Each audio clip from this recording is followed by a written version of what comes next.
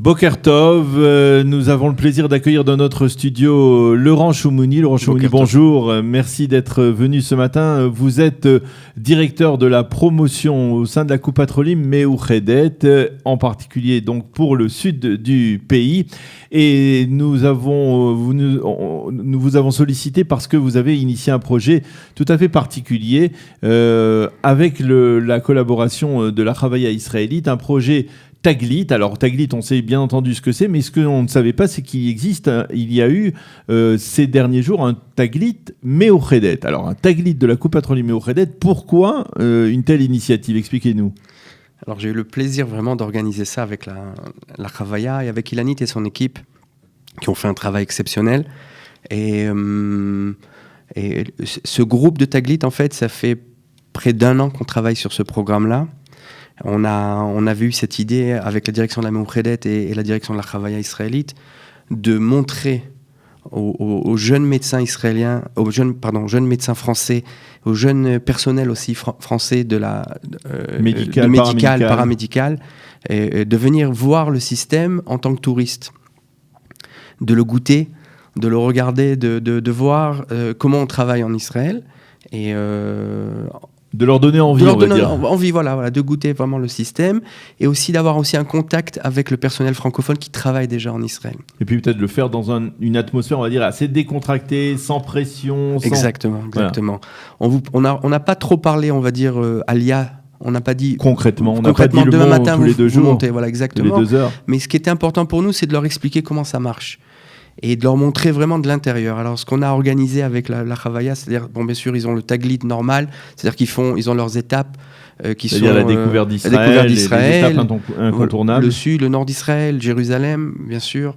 Mais c'était aussi important pour nous de leur montrer ce qu'on appelle les mirpaot, c'est-à-dire ces maisons de santé israéliennes. Alors, on a organisé des rendez-vous dans ces maisons de santé. Ils ont rencontré des médecins, ils ont rencontré du personnel médical. Ils ont rencontré aussi le chef, le médecin en chef qui s'occupait des 30 médecins français que nous avons recrutés cette année à la Meouchedet.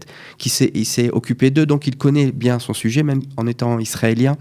Et il ne parle pas français d'ailleurs, mais il leur a parlé en anglais, il leur a parlé aussi en hébreu. Lui, c'est le professeur... Alors, c'était le docteur Dror Wasserman qui s'occupait de ce programme-là, cette année-là, et qui a reçu le groupe de Taglit à Tel Aviv, dans notre maison de santé de Sprintzak, en plein cœur de Tel Aviv. Et ça, c'était la première étape. La deuxième étape était de rencontrer les médecins qui ont commencé, bien sûr, à travailler à la Meouchedet cette année. Des médecins francophones. Qui ont fait leur alia récemment. Olim, voilà, qui étaient un tout petit peu plus âgés que le groupe de Taglit. Moyenne d'âge de 35 ans. Ouais. Donc, ils les ont rencontrés à Lod, au centre de formation de la Meouchedet. Ils ont pu donc échanger et voir leurs aînés, comment ils évoluent à la Meouchedet et en Israël en tant que médecins. Et il y avait un rendez-vous assez exceptionnel, qui était chaperonné d'ailleurs par le professeur Tony Heinemann. Oui, le professeur Tony Heinemann, qui est directeur du département de la médecine familiale à la Meouchedet. À la Meouchedet, exactement, qui est un Olé lui aussi, un Olé vatique, un ancien Olé qui est venu d'Angleterre, il y a 30 ans ou 40 ans aussi, et qui s'occupe de ce projet, qui s'occupe de ces médecins, qui les suit, qui les aide. Et donc il a organisé ce rendez-vous-là. Vous avez assisté à cet échange? Oui, j'ai assisté. Alors, qu'est-ce qui était particulièrement marquant? C'est-à-dire d'abord, quelles sont les attentes de ces jeunes? Est-ce que dans quel état d'esprit ils viennent et quel est le message que leur fournissent leurs aînés, on va dire? Alors, ce qui était intéressant à voir, c'est que, encore une fois, on n'a pas parlé vraiment alia et idéologie, mais surtout du pratique. Et les questions étaient vraiment très pratiques. Combien d'heures vous travaillez, les salaires, comment vous recevez votre clientèle, l'équipement médical, ce système de travail qu'on a proposé aux médecins au lit, mais surtout d'être salarié pour la Coupatrolim, mais pas en tant que libéral. Et donc ça, il y a eu aussi beaucoup d'échanges sur ce sujet, parce qu'en France, le médecin est surtout un libéral et moins un salarié, même si ça commence à se faire là-bas aussi. Mais il y a eu beaucoup d'échanges à ce niveau-là, sur ce salariat à la Coupatrolim, qu'est-ce que ça entraîne, les heures de travail, le nombre de clients aussi à avoir par heure. Et je pense qu'ils ont reçu vraiment la meilleure information, puisque ces médecins français qui travaillent déjà à la Meouchedet connaissent le système français, donc ils ont réussi à répondre, je crois, aux attentes et aux questions de ces jeunes de Taglit. Alors, vous leur avez parlé probablement même après ce type de rencontre.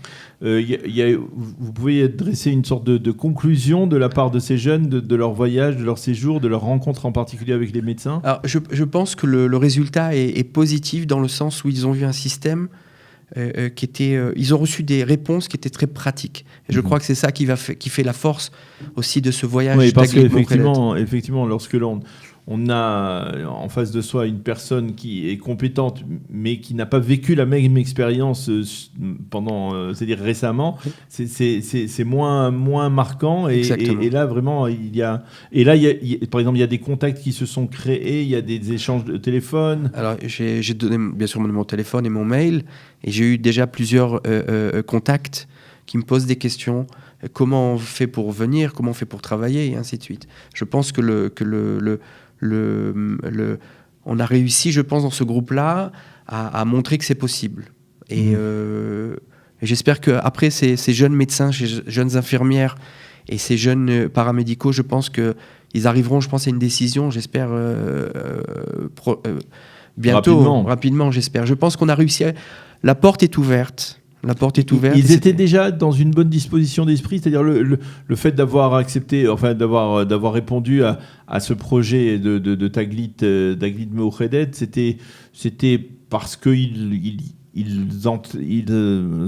envisageaient d'une manière ou d'une autre la LIA ou pas obligatoirement? Je pense que oui. Je pense que c'est toujours. Je pense que la majorité des Juifs de France pensent un jour ou l'autre peut-être le faire. On n'arrive pas à le traduire généralement, souvent, d'une façon pratique. Et je pense qu'on a réussi là, oui, à le faire. C'est faisable, c'est possible. Il y a des gens qui sont là pour les aider aussi. Ils nous ont vus, ils nous ont connus. Ils ont vu la Meouchedet et les médecins qu'on a recrutés. Je crois que c'est ça le message, quoi. C'est possible de le faire. Après, à eux de choisir. On n'est pas là pour choisir à leur place. Alors, il y a une politique délibérée de la part de la Meouchedet d'encourager ces médecins, ces jeunes médecins à venir s'installer en Israël et peut-être même de les attraper, les capter dès qu'ils arrivent ou même avant qu'ils arrivent. Ces jeunes médecins, oui, sont demandés dans les Coupot Olim. Je m'occupe de la région sud. Alors, la région sud à la Meouchedet, c'est des environs de Tel Aviv. Ça commence à Bat Yam, en fait, un tout petit peu au sud de Tel Aviv, donc, jusqu'à Eilat. C'est une région, donc, pas loin de Tel Aviv, on va dire. C'est déjà une région où il manque des médecins de famille. C'est-à-dire que en ce moment-là, je cherche d'ailleurs des médecins, des médecins de famille. Oui. Je cherche sur Rehovot, sur Rishon, sur Bat Yam, sur toutes ces villes-là aussi. Il y a du travail pour ces médecins de famille qui seront reconnus donc comme spécialistes de médecine, comme médecins de famille en Israël, en faisant leur alia. Il y a des places. Ça veut dire qu'il n'y a pas besoin, c'est pas seulement des spécialistes, mais il y a aussi besoin de médecins de famille. Il y a un grand besoin de médecins de famille.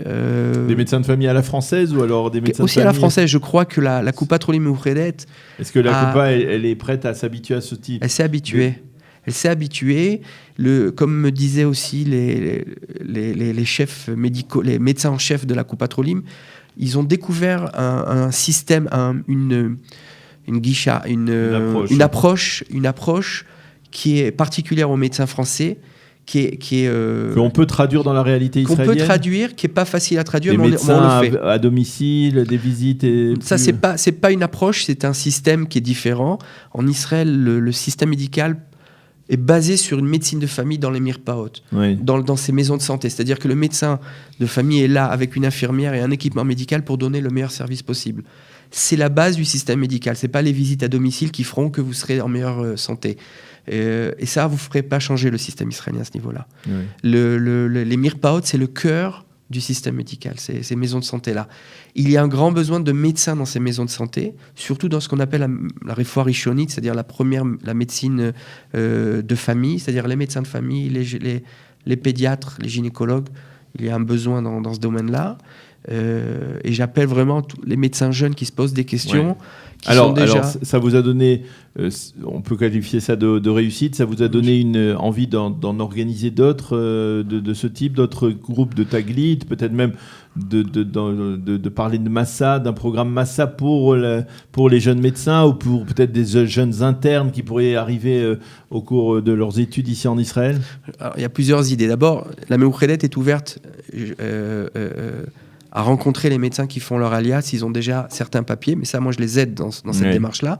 Une fois qu'il y a certains papiers avant de faire la alia, on organise un rendez-vous, on vérifie les besoins, les attentes, et on peut apparemment même donner une réponse qui est plus ou moins, on va dire, pas sûre à 100%, il n'y a rien qui est sûr, mais qui est une réponse qui est quand même valable pour le futur relais. Il sait qu'il va être accueilli, il sait qu'il va avoir une place dans une certaine ville. Pour la plupart, c'est comme ça. Ça, c'est un. Après, au niveau plus long terme, moi, j'aimerais bien, c'est vrai que ça, c'est mon... J'essaie d'allier, en fait, le travail et l'alia qui est très forte et très importante pour moi. J'aimerais bien organiser, ça c'est personnel, hein, mais une sorte de massa, une massa pour les médecins qui doivent passer leur stage, ce qu'on appelle la Itnasout, de 3 mois, de 6 mois.